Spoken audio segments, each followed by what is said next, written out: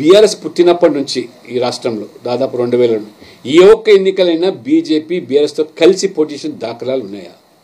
ఇదే కాంగ్రెస్ బీఆర్ఎస్ మీరు కలిసి స్థానిక సంస్థల్లో పోటీ చేశారు, అధికారాలు పంచుకున్నారు, అసెంబ్లీలో పోటీ చేశారు, రాష్ట్రంలో అధికారాలు పంచుకున్నారు, కేంద్రంలో కాంగ్రెస్ ప్రభుత్వంలో యూపీఏ ప్రభుత్వంలో కేసీఆర్ స్వయంగా కేంద్ర మంత్రిగా కొనసాగినాడు. ఇవన్నీ కూడా ప్రజలు గమనించారు. కాబట్టి మీరు మొన్న ఎన్నికల్లో కూడా ఒక తప్పుడు మరి ఒక నేరేటివ్ క్రియేట్ చేసి ఆ రకంగా కాంగ్రెస్ లబ్ధి పొందింది. కాబట్టి ఇప్పుడు ఆ గ్యారెంటీల సంగతి తేలిపోతున్నది.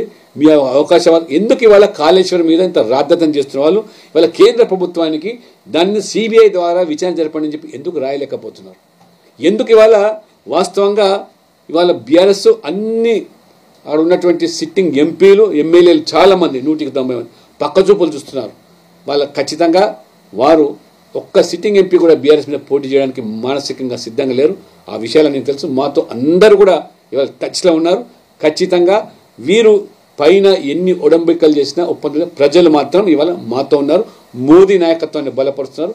మోదీ కావాలని కోరుకుంటున్నారు. కాబట్టి అసెంబ్లీ ఎన్నికలు వేరు, పార్లమెంట్ ఎన్నికలు 100%. 1కి 10 ఏ ఒక్క పార్లమెంట్ లో 10 మంది తక్కువ లేరు, ఖమ్మంతో సహా. గతంలో రేవంత్ రెడ్డి గారు కంప్లైంట్ చేశారు ఈడీకి సిబిఐ విచారణ జరిపించాలని. కానీ మీ దగ్గర ఉన్న అసలు లిక్కర్ కేసు విచారణ ఇప్పటిదాకా ముందు పోవట్లేదు కదా. లిక్కర్ కేసు విచారణ ఈడీలో జరుగుతున్నది. సుప్రీంకోర్టు దాంట్లో మధ్యలో ఉంది. కాబట్టి ఏనాడైనా విచారణ తప్పదు. ఖచ్చితంగా తప్పు చేసిన వాళ్ళకి శిక్ష. ఏ విచారణ జరుగుతుంది?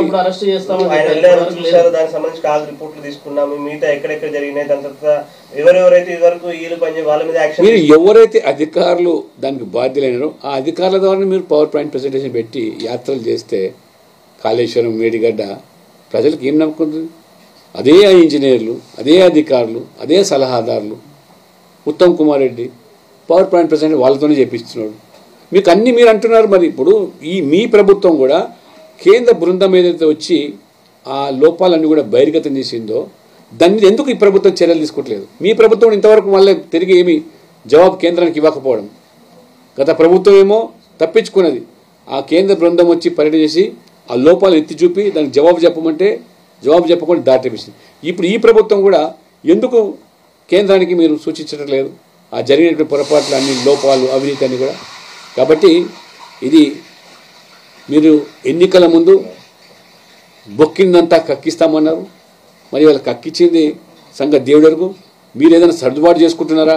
మీరు ఏదైనా లోపాయిగా మరి ఆ కాంట్రాక్ట్లతోని ఈ బీఆర్ఎస్తోని ఇవన్నీ కూడా ప్రజలు గమనిస్తూ ఉన్నారు.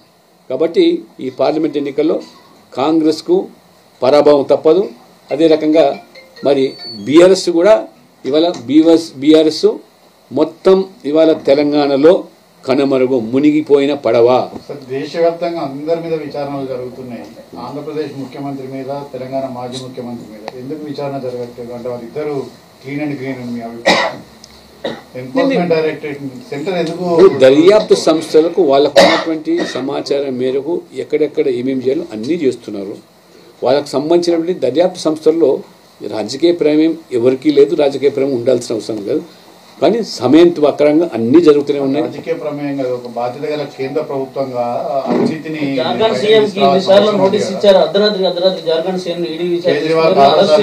తప్పకుండా ఆధారాలు దొరికినప్పుడు ఈడీ వదలదు. ఎవరు ఇప్పుడు విచారణ జరుగుతున్న సందర్భంలో కవిత గారి విషయంలో విచారణ జరుగుతూ ఉన్నది. ఖచ్చితంగా వాళ్ళకి స్పష్టమైన ఆధారాలప్పుడు తప్పకుండా వాళ్ళు చర్యలు తీసుకుంటారు.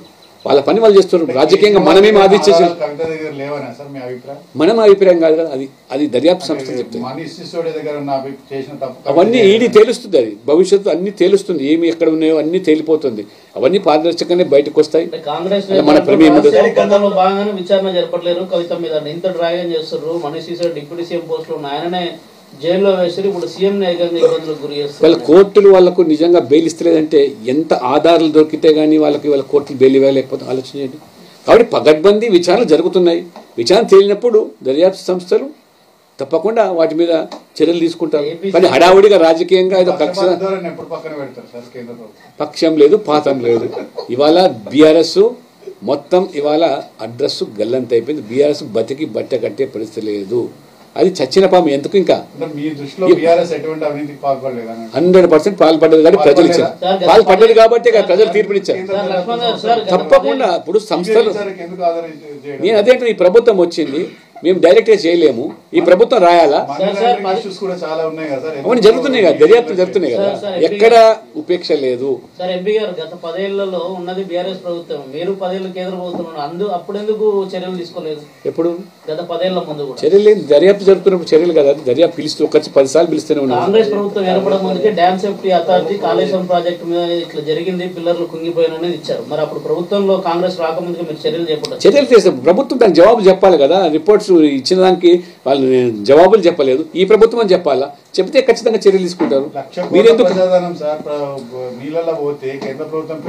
మళ్ళీ అదే కేంద్రం కాదు, ఇప్పుడు రాష్ట్రం ఇవాళ మీరు సిబిఐ నేరుగా చేయలేదు కదా.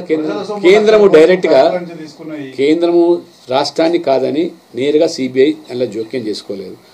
ప్రభుత్వం కనుక ఖచ్చితంగా మీరు పూర్తిగా పారదర్శక దర్యాప్తు జరిగి న్యాయం చేయండి, తప్పకుండా ప్రభుత్వం సిబిఐ ఎంక్వైరీ చేస్తే తేలిపోతుంది అది. కానీ మీరు వాళ్ళని కాపాడే ప్రయత్నం ఎందుకు చేస్తున్నారు? పొరపాటు కదా. సిబిఐ ఎంక్వైరీ ద్వారా అన్ని తేలిపోతాయి, తేలిపోతుంది. ఎవరి చేతులు ఏమైతుంది దానివల్ల? ఇప్పుడు ఏమైతుంది? అయిందా? ఏమైతుంది? 100%. ఎంతమంది జైలుకు మొక్కుతున్నారు ఇప్పుడు? సిబిఐ అవుతుంది, సిబిఐ తర్వాత ఈడీ అవుతుంది. దాని ఆ విలువను బట్టి ఏమైంది? ఎన్ని చెప్పండి. మీ పార్టీకి అనుకూలంగా ఫ్రెండ్స్ తప్ప మిగతా వారు ఎవరు జైల్లో లేరు. మీకు అనుకూలంగా ఉన్న వాళ్ళందరూ బయటే ఉన్నారు. ఎక్కడైతే వేరే ప్రభుత్వాలు మీరు దానికి ఎన్ని రకాలుగా అనర్థాలకు దారి తీసినా, మీరు ఇన్ని రకాలుగా మరి దాన్ని రాజకీయం చేసే ప్రయత్నం చేసినా వాస్తవాలు ఏందో ప్రజలకు అన్ని తెలుసు. ఒక ప్రశ్న సార్, బీఆర్ఎస్ ఎమ్మెల్యే ముందుకు వచ్చి చెప్తున్న డైరెక్ట్ బీజేపీతో పోతుంటది మల్కాజ్ ప్రశ్నే లేదు. నేను చెప్తున్నా కదా, నేను పార్లమెంట్ బోర్డు మెంబరు. నేను చెప్తున్నా 17 సీట్లు మేము పోటీ చేస్తున్నాం. వాళ్ళు ఎన్ని రకాల కాళ్ళ బేరానికి వచ్చినా ఇవాళ పొత్తు ప్రసక్తే లేదు తెలంగాణలో.